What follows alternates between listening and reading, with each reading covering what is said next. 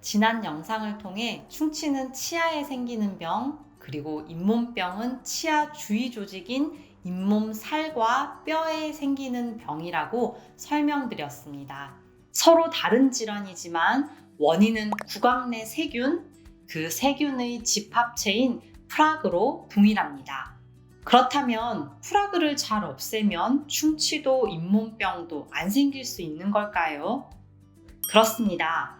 구강 건강 관리의 모든 것은 바로 프라그를 잘 제거하는 것입니다. 물론 유전적인 영향이나 흡연, 식생활 습관, 그리고 당뇨 같은 기저질환이 구강 내 질환을 일으키거나 악화시킬 수 있습니다만 우리 스스로 실천하는 프라그 관리를 통해 개선할 수 있습니다. 그런데 프라그가 대체 뭘까요? 구강 내의 세균들과 침 속 당류들이 엉켜 치아에 붙어 있는 하얀 물질을 가리켜 프라그라고 합니다. 바로 이것입니다. 꼭 하얀 이끼같이 붙어 있네요. 정도의 차이가 있을 뿐 누구에게나 있습니다. 꼭 음식을 섭취하지 않아도 이를 닦고 나서 일정 시간이 지나면 다시 생깁니다. 여러분도 지금 바로 확인할 수 있습니다. 손톱으로 윗 어금니의 볼쪽면과 아래 어금니의 혀쪽면, 잇몸과 가까운 그 부위를 한번 긁어보세요. 이 두 부위는 누구나 잘 못 닦는 부위입니다. 분명히 프라그가 남아있을 것입니다. 그 부위에 혀 끝을 대고 문질러 보면 거칠거칠한 것이 느껴지실 거예요. 국수를 삶고 난 후에 냄비의 표면입니다. 프라그의 특징을 말씀드리려고 연출해 보았는데요. 여기 붙은 밀가루와 프라그가 비슷하다고 볼 수 있습니다. 시간이 지날수록 프라그도 냄비에 붙은 밀가루처럼 점점 단단하고 끈적끈적하고 서로서로를 꼭 잡는 힘도 커져갑니다. 세균은 이 공고한 프라그 속에서 보호받고 있습니다. 프라그가 물의 압력을 이용한 워터픽으로 잘 없어질까요? 제가 물살로 한번 냄비를 때려보았습니다. 잘 없어지지 않네요. 워터픽은 잇몸 마사지, 음식물 잔사 제거에 효율적이기 때문에 구강 건강을 위해 보조적으로 써주는 것은 매우 좋습니다. 그렇지만 워터픽으로 프라그를 완전히 없앨 수는 없습니다. 구강 가글액으로 없어질까요? 구강 가글액을 넣어보았습니다. 없어지지 않습니다. 구강 가글액이 세균을 없앨 수는 있지만 프라그로 보호받는 세균을 없애지는 못합니다. 직접 솔질을 해야 없어집니다. 한 번 솔질로 없어질까요? 그렇지 않습니다. 여러 번 솔질해야 없어집니다. 구강 내도 비슷합니다. 이 보라색 약은 프라그만 선택적으로 염색시키는 입솔질 교육을 위한 시약입니다. 이틀 정도 이를 대강 닦은 상태로 촬영한 것이어서 프라그의 양이 꽤 됩니다. 한 번, 두 번, 세 번, 네 번, 다섯 번, 여섯 번, 일곱 번, 여덟 번, 아홉 번, 10번. 프라그가 사라지는 것을 확인할 수 있습니다. 한 부위를 최소 5번 정도는 솔질하는 것이 좋습니다. 어렸을 때 교실 청소를 하던 이 빗자루들 기억나세요? 이 딱딱한 빗자루는 어땠나요? 바닥에 먼지가 잘 닦이지 않았죠. 그런데다가 이렇게 휘어있기까지 하면 더 안 닦였던 기억이 나실 거예요.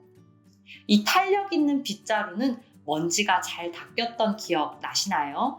빗자루의 모가 탄력 있을 때 그 탄력을 이용해서 우리는 먼지를 쓸어냅니다.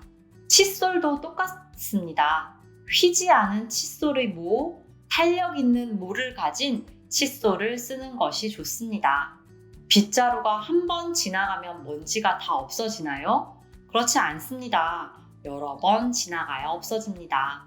칫솔모의 탄력을 이용해서 여러 번 닦아야 프라그는 사라집니다. 이를 닦을 때 이 모델상에서 노란색으로 표시한 튀어나온 볼록한 부위는 칫솔이 지나갈 확률이 높으니 누구나 잘 닦습니다. 그런데 붉은색으로 표시한 오목한 부위, 즉 이와 이 사이 공간, 그리고 이와 잇몸 사이 부위는 신경 써서 여러 번 닦아야 잘 닦을 수 있습니다. 특히 치아와 잇몸 경계 부위가 잘 닦이는 것이 중요한데 여기서부터 잇몸병이 시작되는 경우가 많기 때문입니다. 지금부터는 기본적인 이 닦는 법에 대해 알려드리겠습니다. 지금 닦고 있는 이 방법이 회전법입니다. 위의 치아는 위에서 아래로 닦아내리고 아래 치아는 아래에서 위로 닦아 올리는 익히 잘 아시는 동작일 텐데요. 중요한 것은 동작을 할 때 횟수를 5회 이상 하는 것입니다. 그리고 칫솔 모가 치아와 잇몸 사이 경계를 닦고 지나가는 것 보이시나요?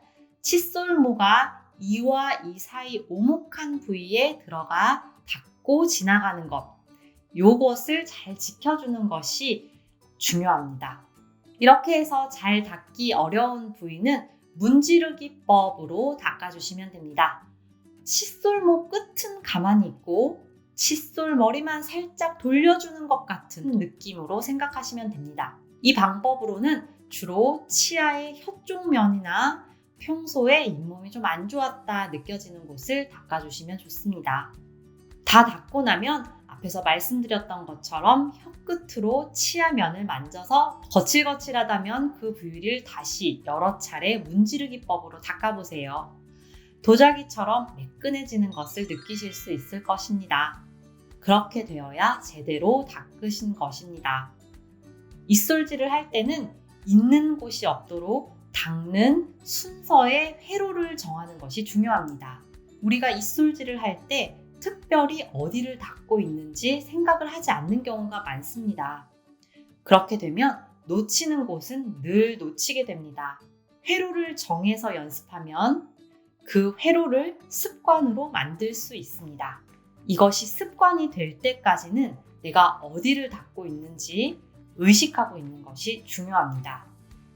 자, 이 회로에서는 왼쪽 아래 어금니의 안쪽 면을 뒤에서부터 앞으로 쭉 닦고 오른쪽 아래 어금니의 안쪽 면을 뒤에서부터 닦아서 앞에 치아로 쭉 닦아온 후 왼쪽 아래 어금니의 볼쪽면을 또 뒤에서부터 앞으로까지 닦고 오른쪽 아래 어금니의 볼쪽면을 어금니에서부터 앞으로 또 오면서 5번 닦고 앞니까지 5번 닦고 이렇게 쭉 닦는 것으로 설정했습니다.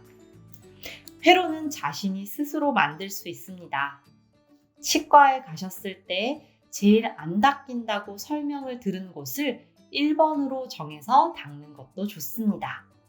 프라그가 문제다, 프라그를 닦아라 말은 많이 들어보셨지만 대체 프라그가 무엇인지 잘 모르셨죠? 오늘 잘 알게 되셨을까요?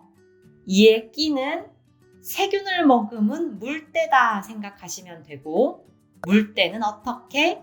솔질을 해서 빠지는 치아 없이 빠지는 면 없이 여러 차례 닦아야 한다는 것을 설명드렸습니다. 안녕히 계세요.